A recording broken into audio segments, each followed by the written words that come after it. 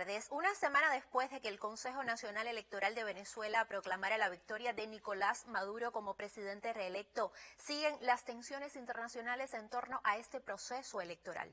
Los más recientes cuestionamientos vinieron de la Unión Europea, que pidió llevar adelante una verificación independiente de ese proceso.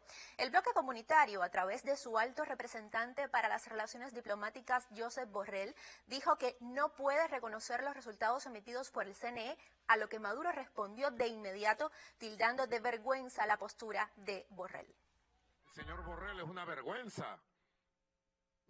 Es una vergüenza que llevó a Ucrania una guerra y ahora se lava las manos, que calla ante la masacre de Gaza y el genocidio, que reconoció a Guaidó de manera vergonzante y se hace el loco. Además de Maduro, también la Cancillería venezolana rechazó la injerencia de la Unión Europea en las elecciones del pasado 28 de julio. Para detallarnos sobre esta reacción y otros acontecimientos de actualidad, tenemos desde Caracas a la corresponsal de este canal, Amalia Ramos. Buenas tardes. El canciller venezolano Iván Gil alzó su voz en defensa de la soberanía de su país, acusando a la Unión Europea de injerencia tras la publicación de un comunicado en el que se cuestiona los resultados de las elecciones presidenciales recientes celebradas en el país caribeño. Con el politólogo Martín Pulgar conversamos las alternativas utilizadas para crear un caos en la Venezuela postelectoral y cómo se ha construido un discurso de fraude a nivel internacional. A través, en primer lugar, de una construcción hegemónica mediática internacional, donde pretenden construir una narrativa de fraude a partir del 28 de julio, donde supuestamente se ha tratado de torcer la voluntad del pueblo venezolano en función de la victoria que ha tenido el presidente de la República, Nicolás Maduro. Y por el otro lado, el uso de grupos violentos vinculados a grupos delincuenciales financiados por fuentes exógenas y por los dirigentes políticos para generar una sensación de caos y generar una sensación de insurrección popular ante el supuesto fraude presentado por el candidato derrotado de la oposición en Venezuela. Tal construcción ha llevado a la retirada del personal diplomático en Caracas de varios países latinoamericanos. De ahí que el gobierno de Venezuela y el gobierno de Brasil llegaron al acuerdo para que la custodia de los locales de las misiones diplomáticas Argentina y Perú, incluidos sus bienes y archivos, la representación de sus intereses y de sus nacionales en territorio venezolano, serán representados a partir de hoy, 5 de agosto del 2024, por la Embajada de la República Federativa de Brasil en Caracas. Hasta ahora no han podido, prácticamente estos intentos de violencia no han pasado de ser focos perfectamente controlables, algunos con mucho ruido, con mucha sonoridad, desde el punto de vista de los medios, prácticamente magnificado a través de las redes sociales, pero absolutamente controlado por la fuerza del pueblo venezolano y de la fuerza del orden público, que han perfectamente controlado y eliminado estos focos de violencia. De ahí que se espere con ansias la definición del contencioso electoral por parte del Tribunal Supremo de Justicia, para el que fueron citados los 10 candidatos electorales, para poner fin a cualquier intento de sospecha de la comunidad internacional,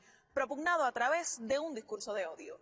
Desde Venezuela fue un reporte de Adrián Almagro, Rafael Alemañez y Amalia Ramos para el Canal Cubano de Noticias. Buenas tardes. Y pánico en los mercados financieros mundiales y venta masiva de acciones. Las bolsas de Asia, encabezadas por las de Japón, Corea del Sur y Taiwán, se desplomaron este lunes. A la tendencia se sumaron las principales bolsas de Europa y Wall Street. La situación afectó además a las criptomonedas y el precio del Bitcoin cayó por debajo de los $50.000, una contracción del 13%. Pero no es un escenario aislado, pues desde la pasada semana se reportan caídas globales que, de acuerdo con los expertos, tienen su origen en los crecientes temores a que se desate una recesión en Estados Unidos. La ola de incertidumbre comenzó el pasado jueves tras publicarse datos de empleo y actividad industrial de la primera potencia mundial que resultaron peores de lo esperado y se intensificó el viernes al constatarse el enfriamiento del mercado laboral estadounidense. y Mali anunció su decisión de romper relaciones diplomáticas con Ucrania. La razón, el apoyo de las fuerzas ucranianas al terrorismo internacional, según apuntan en un comunicado que dio a conocer la ruptura.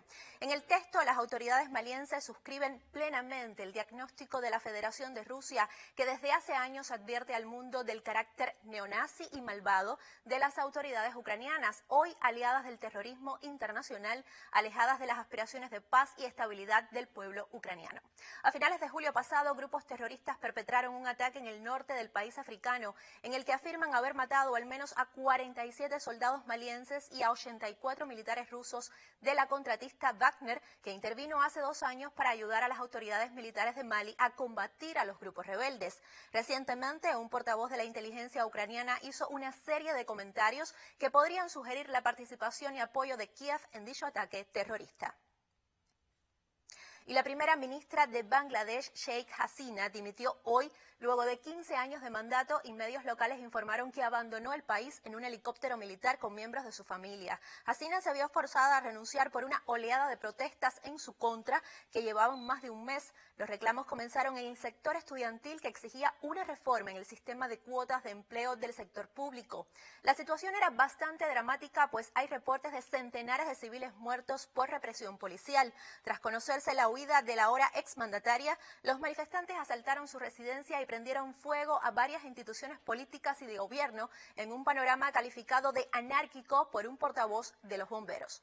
El máximo comandante del ejército de Bangladesh, el general Waqar Uz-Zaman, anunció que se formará un gobierno interino para dirigir la nación. El militar llamó a poner fin a la violencia luego de afirmar que el país ha sufrido mucho, la economía se ha resentido y muchas personas han muerto. Y el huracán Debby tocó tierra estadounidense hoy por la costa noroeste del estado de la Florida, que fue declarado en estado de emergencia en la mayoría de sus condados. Con vientos de categoría 1 y fuertes lluvias, el ciclón provocó grandes inundaciones, dejó sin electricidad a unos 143.000 habitantes por el momento. También provocó cancelaciones y retrasos de vuelos, así como interrupciones del transporte terrestre por carreteras obstruidas. Por su parte, el presidente Joe Biden aprobó el domingo una declaración de emergencia para la Florida, lo que permitirá acelerar la ayuda federal. Y al cierre le informo que las fuerzas de defensa de Israel afirmaron haber abatido este domingo a Abdel Fattah al-Sari, a quien le atribuyen ser el hombre fuerte de la economía del movimiento palestino Hamas en la Franja de Gaza. Esta información aún no ha sido comprobada o confirmada por la contraparte. Hasta aquí un acercamiento a lo que es noticia en el mundo.